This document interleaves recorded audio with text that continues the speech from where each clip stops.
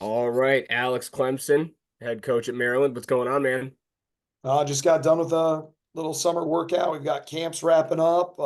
Fargo, guys out at Fargo. It seems like Maryland wrestling is running in a lot of different directions right now, which is a good thing. We've got some great people that give us some flexibility to really tackle a lot, and our kids are working really hard this summer, and that's fun. And yeah, I don't know. I been here, there, and everywhere. Seems like planes, trains, and automobiles lately. Yeah, man. Well, I know we've talked in past summers and just about how, yeah, you're getting pulled in different directions, and we'll get to the coaching staff here in a moment. It's a good thing, like you said, you've got a lot of guys who you can kind of send in different directions and run with different aspects of the program. But I wanted to touch on first, NCAA's five back-to-back or five qualifiers, I should say, in back-to-back seasons.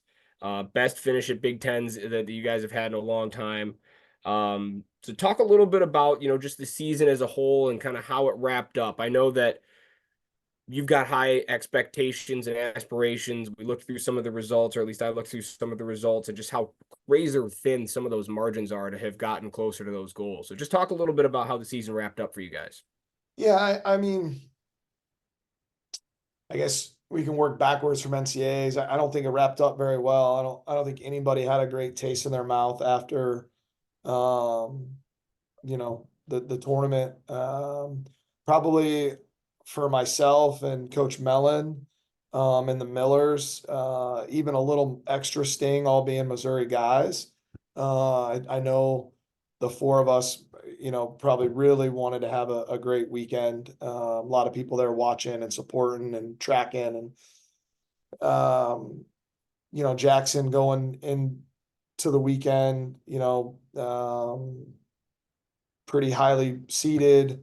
We liked, Ethan's draw. We liked Braxton's draw.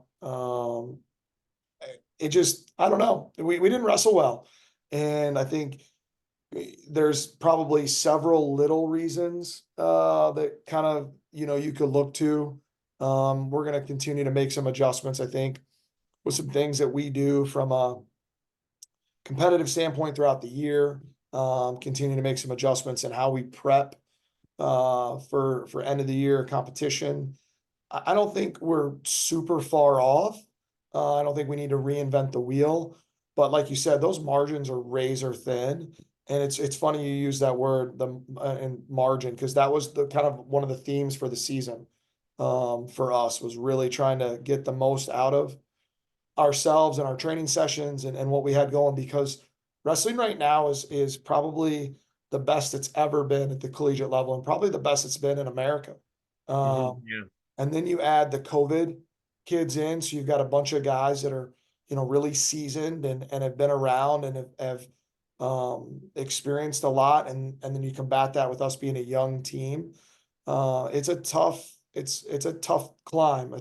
But we still have to make that climb, and you can say, oh, this, that, or the other thing. At the end of the day, we haven't punched a guy through, and uh, I think we all recognize that, and that needs to change. And we have multiple kids that I think are of that quality and caliber. They need to show it, and we need to continue to put them in position to have the best opportunity to show it. And that's, so it's twofold, right? You're in a partnership there. You're working um, as much for your guys as you are with your guys, and they're working as much with you as they are for you. It's both ends of that. And um, I think some guys maybe got some wake ups, like, hey, yeah, we had some really good regular seasons and we had some good wins, but just because we were winning doesn't mean that maybe we were wrestling to our best ability. And just because we were winning doesn't mean we were making some necessary adjustments or some improvements throughout the year that we needed to. And I think at the end of the year, I felt really exposed. Um, I think that was the word that myself and Coach Brissetta kept coming back to, that we just felt like we got exposed a little bit. And as somebody that is the leader, and ultimately, right, I've referenced being from Missouri, Harry Truman, right? The buck stops here. I man, there's nowhere to look, right? Except in the mirror and at your own 2 feet, and really think about how you can do a better job leading your staff and leading your program and helping kids get the most out of themselves. And so, super motivated, I think, and I've seen our guys be the same way. And um, so I'm anxious to kind of get back to it because I know our kids are really hungry, Mhm. and I want to kind of get that bad taste out of my mouth. And I know up and down our program, we all feel the same way. Is that the messaging to the team, like in closed door settings after the fact, or how does that necessarily? What is the thing you're trying to deliver to them at that point?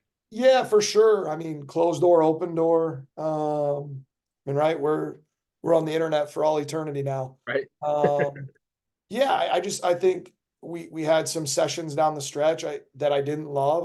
I actually told my staff or our staff that there were a couple practices leading up to Big Tens and a couple more leading up to NCAAs that I just didn't love how we responded as a group and how we were, where our focus was and where our preparation was and where our level was. And unfortunately, I was right. And um, we need to really be cognizant of that as a program that you've got to stay sharp, and we have to, as a staff, make some adjustments to help our kids stay sharp, I think. So it's twofold, right? Again, it comes back to that partnership. And um, but unfortunately, I didn't have a great feeling, and we didn't wrestle great. So um, yeah, I'm at a loss a little bit because I think we've got the talent and we had some really good results. But when you really kind of step back and you think about, I'll use Jackson as an example. Um, he's a kid that's uber talented, as a kid that has had a ton of success, had some really, really quality moments throughout the year Mhm. where he looked really sharp. But he had a couple other moments throughout the year where he didn't look sharp. And I think maybe as a staff and Jackson included, we didn't look at one side enough and looked too much at the other side. And so we're not going to be guilty of that again. And Jackson isn't going to be guilty of that either. And he's had a lot of development. He's been, like they say, in the lab, and he's been working really diligently on some areas of need, and growing some strength areas even further, and kind of Yeah. continuing to um, build out and build from and build onto where he's kind of special. And so we're going to see a more complete version, I think, of Jackson Smith, and that's fun.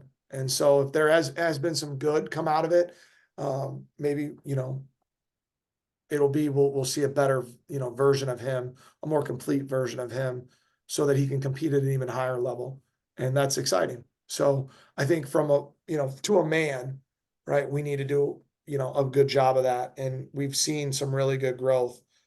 Ethan Miller has been really, really steady this spring and summer. Braxton Brown has had some good moments. He did not have a good U23s.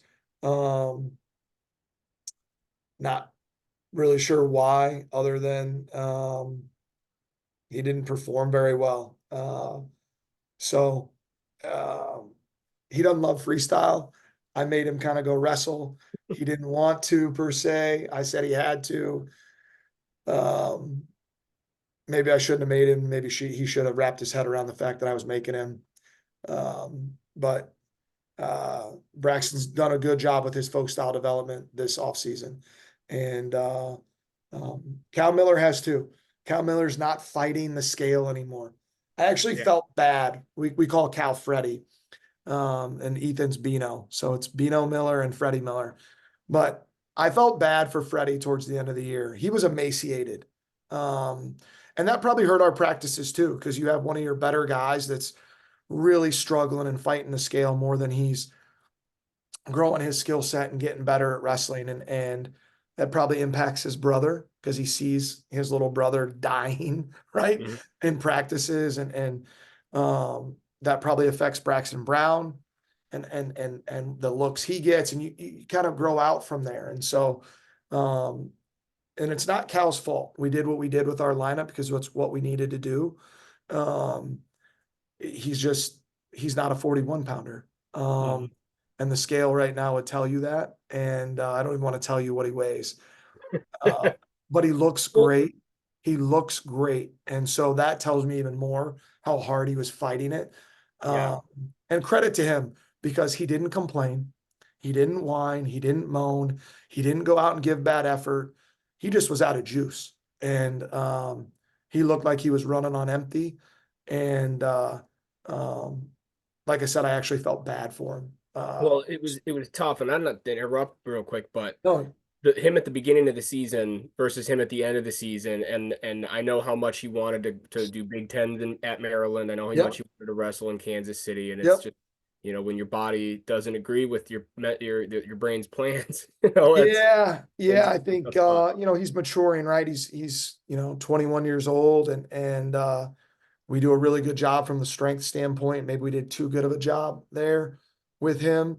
Um, that he was really, really hurting down the stretch. And once you're in, right? Mhm. And you can't go up because Big Brother's up, right? So that's just where we're at. And so Freddie's gonna have to double jump, right? Mhm. He's going to have to be a 57 pounder. And Ethan is, the people are probably listening to this. They're saying, well, why doesn't Ethan go up and Freddie goes up? Well, Ethan's a 49 pounder. That's just who he is. He actually doesn't walk around at much more than 156, 157 pounds ever. And during the year, he's weighing out on weight or really close to weight every day. He is so naturally lean. And he's physically, really strong. Um, but he doesn't have just the body mass to be a 57, Yeah. where Freddie's longer and a little thicker and a little wider. He carries a little bit more flesh on him. Mhm. And so he's, grown his body heavier already than Ethan's ever been in his life. I mean, Cal's probably 10 pounds heavier than Ethan's ever been in his life already. So Wow. Cal's done a really good job in the weight room. We put him on an extra day of plan. Our nutritionist has worked really hard with him. Shout out to Colleen Carry On and all that she does for us. And Greg Pidio, our strength coach. And then obviously Cal being really diligent, with his diet and his supplements and listening to the plan and getting the extra workouts in the weight room. He looks great. Um, as I sit here and say that, it makes me feel even worse. Uh, for how he was down the stretch there. And but again, credit to Cal because he never complained and he never asked for a weighing off. He never missed.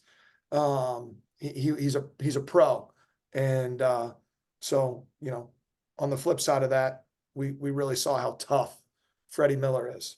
Yeah. So, and Yeah. then you talk about margins, right, at the NCAA tournament. Oof, that match with Bartlett there was a takedown that was reviewed on both ends that was probably they're thankful they got a call that they got and thankful we didn't get the call we got. Because I think if you had 100 people watch those two exchanges, 50% would probably say we won both or won one, and Mhm. 50% would say he won both or won one. So both calls could have gone the other way, and that match could have been in our favor. So and then he gets, Cole Matthews for the third time. Yep. And they go to the ultimate rideouts. And there was a really questionable position in that also that could have gone our way. So, he was right there. And again, back to margins. So we need to capture him. And we've made adjustments. We'll continue to do so. And our kids, I think, again, being a young team, are learning what that is and what that looks like and what that feels like. And they're going to be better from it too, just from that experience of being through it. 100%. And we talked about a young program and everything, and it's still a young program. And, this is going to be your first season, I believe, with all guys you've recruited since taking over, right? There's no more holdovers. So talk a little bit about what it's like. I mean, we've talked about your pillars, right? And all those Yeah. different things that you guys go by, but just what it's been like building the depth in the program and building the depth in the room and really making sure that that same message is cascading from the top down. Well, it's been hard. COVID didn't help the depth piece. just from a standpoint of, getting people onto campus and having them feel how great, um, College Park is and how beautiful campus is and how neat the area is and how electric the atmosphere can be and how many opportunities there are, within the sport, but then with, outside the sport also. And so I think that's hurt our depth piece a little bit. Um, this year's class that we brought in, didn't quite make the top 25, Earl. Um, but part of that was Makai Neal, having an ACL injury and going from being, well within the top 100 to slipping out because he didn't compete all year, with having the ACL injury. So I think that hurt the class a little bit from like a recruiting ranking perspective. Um, I also think a couple guys are maybe a little better than people realize. Branson John, um, pretty good.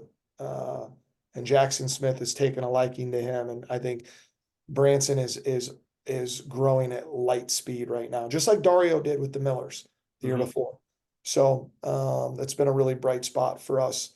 Uh, but I think this class has 8 guys in it that, um, after they redshirt a year, I think all 8 will most likely redshirt. There's one that maybe would see action as a true freshman.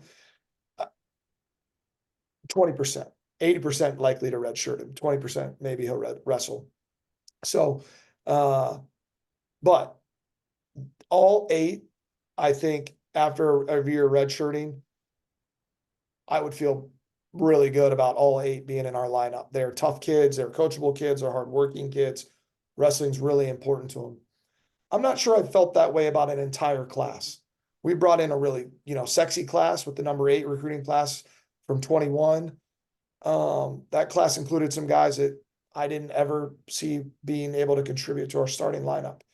We've brought in some good guys in Dario Lemus, um, and Seth Neville's in a recruiting class that's included some other guys that I'm like, I don't see those guys, some of those guys being in our lineup.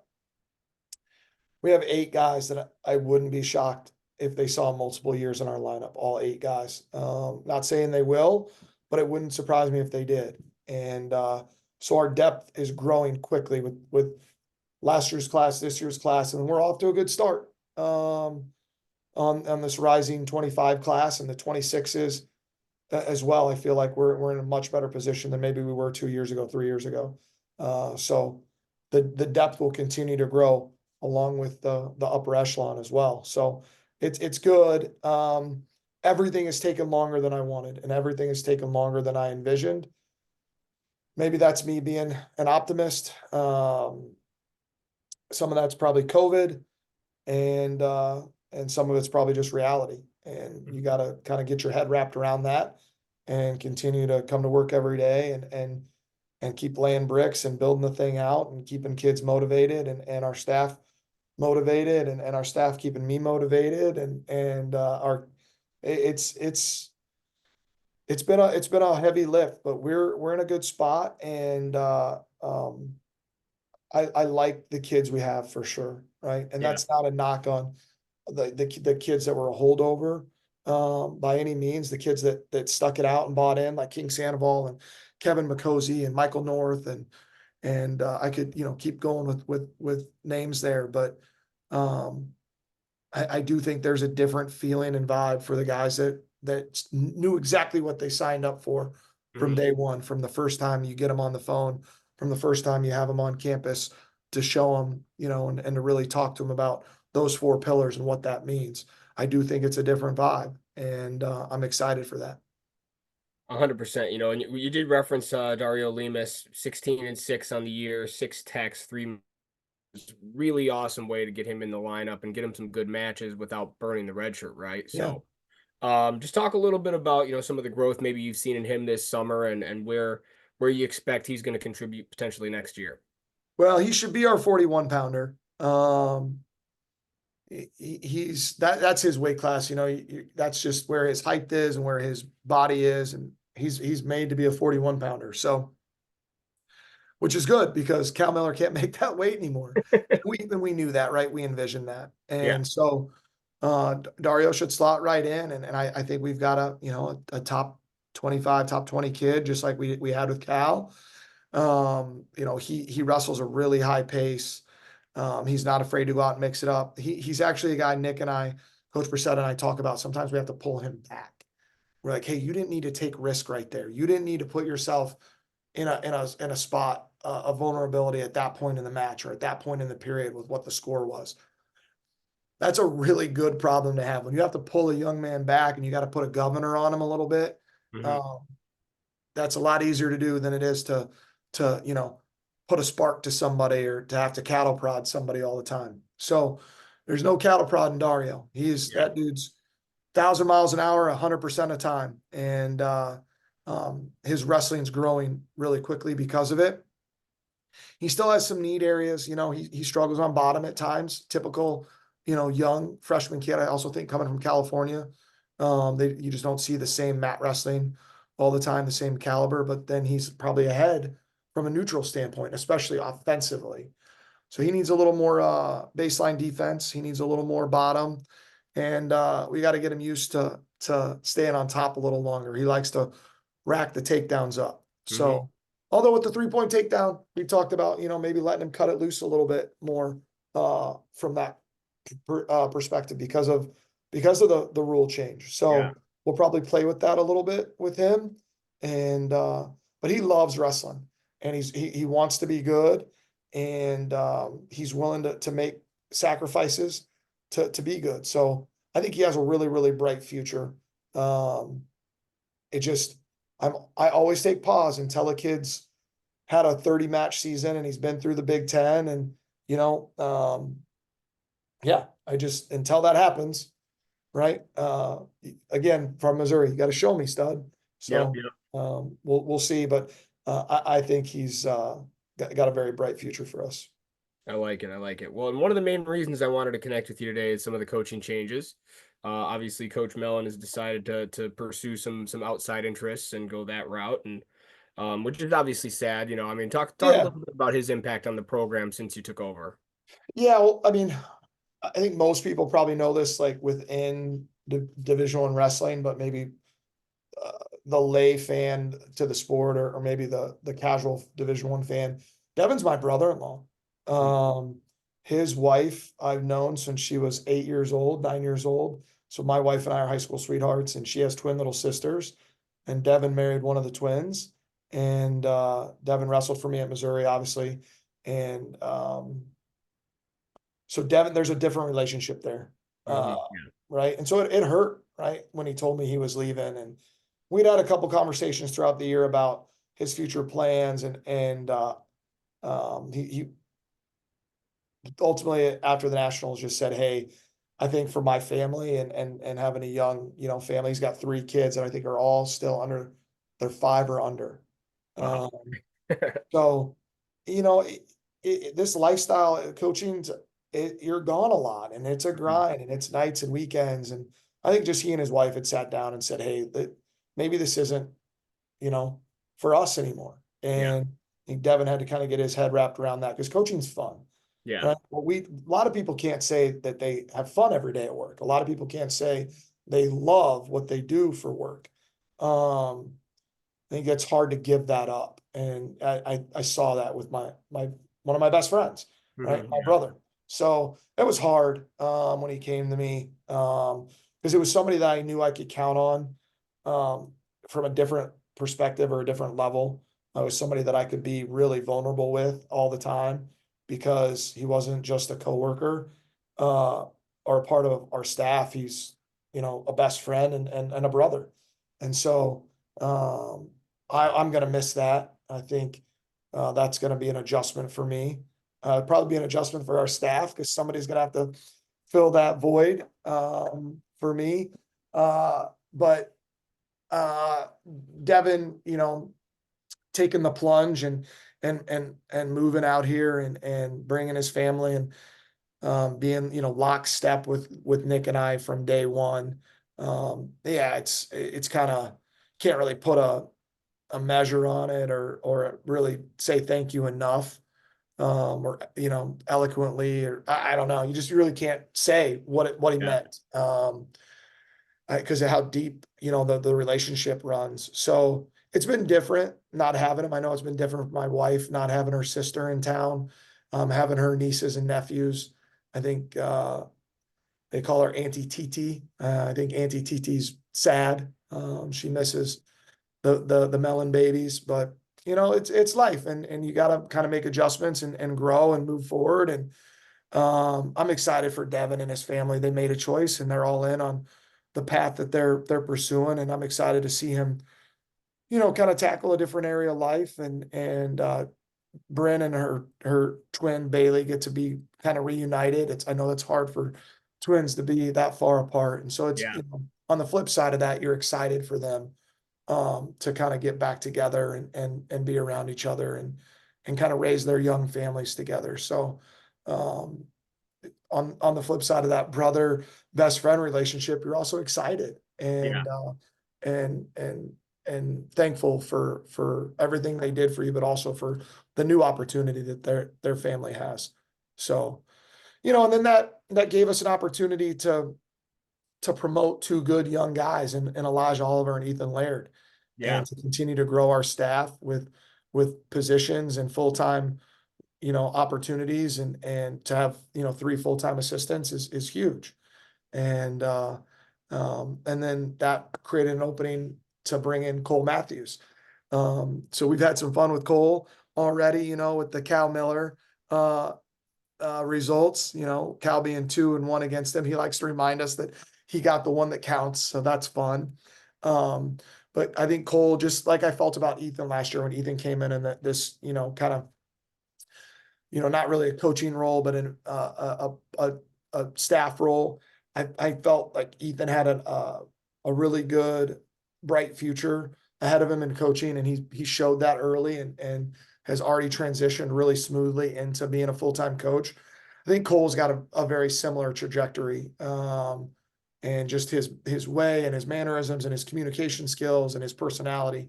He's gonna be a really good coach, and so I'm really thankful that we were able to secure him, and a credit to our alums and our donor base to be generous and to continue to buy into the vision that Clemsen and Company has, so that we can support an awesome coaching staff, because we've got some really good people. Yeah, we lost an awesome guy. We also gained an awesome guy. And so to be able to seamlessly kind of plug a giant hole and go right in to hit the ground running, I'm really thankful for that. For our alum base and our donor base to really step up and allow us to kind of just really, you know, we lost a big piece, and we plugged a big hole pretty quick. And um, I didn't know if we'd be able to do that when Devin told me that, at the end Yeah. of March. And by early April to already know that there's a path and a plan and people to go. Ooh, awesome. So I'm really thankful for that. And I think our staff's going to be really good. Mhm. And then Nick, right? Coach Brissetta got the title of associate head coach, which he was our head assistant, our top assistant. We didn't have it named, but I think everyone within the program kind of understood where Nick was in the hierarchy. And I think Nick knew that also. Mhm. But just to publicly be able to put that to his name and to give him the credit that he more than deserved was great. And so that's cool too. I'm really, thankful for everything Nick's done as well. And um, he's it's funny. I don't know if I've told you this, but I've known Nick since he was like 12. So my first Okay. coaching job was at Oregon State. His older brothers were on the team there, and Okay. Nick would come out, right, to watch matches. He came out and did camp. So I've known, Nick since when I still call him Nicky. I think I'm the only person that still calls him Nicky, because when he was little, people called him that. Yeah. And so, like when Ash, his wife, came up when they first got up here, and I was calling him Nicky, she was like, "Nobody calls you Nicky anymore." But that's how I know him, right? Yeah. um, as this 12-year-old little kid that was really ornery at wrestling camp that I wanted to strangle because, Zaleski put me in charge of that group. And I'm like, so I've known Nick a long time. Then he was at Tech when I was at UVA. So, the relationship goes a long, long way with the Bracetta family. And that's cool. So, to have him earn that title 1,000 times over and then finally have it, given to him. I'm probably a year or two overdue on that. So shame on me.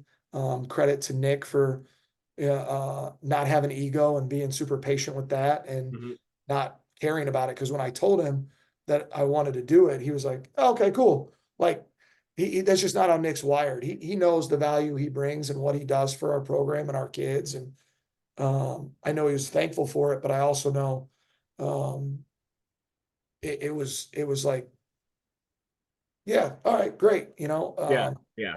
He, I think he already viewed himself as Right that thing. anyways. So Yeah. yeah, No, it's fantastic, man. I'm really excited to see what you guys are doing. Obviously, that addition of Cole Matthews is huge to be able to bring in a guy like that who was ranked number one in the country for several weeks at a time a yeah, year ago.